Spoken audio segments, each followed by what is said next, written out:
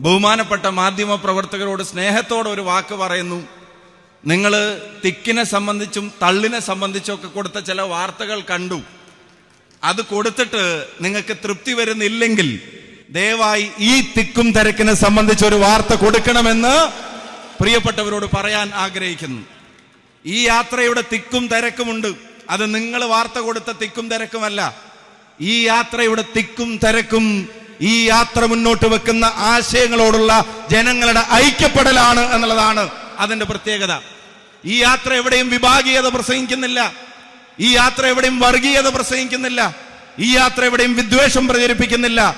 ഈ യാത്ര കുറ്റം പറഞ്ഞുകൊണ്ട് മാത്രം പോകുന്ന ഒരു യാത്രയല്ല. ഈ യാത്ര നാടിനെ മുടിപ്പിക്കുന്ന ഒരു യാത്രയല്ല. ഈ യാത്ര സർക്കാരിന്റെ പണം ഉപയോഗിച്ച് നടത്തുന്ന PR എക്സസൈസിന്റെ സൃഷ്ടികളല്ല.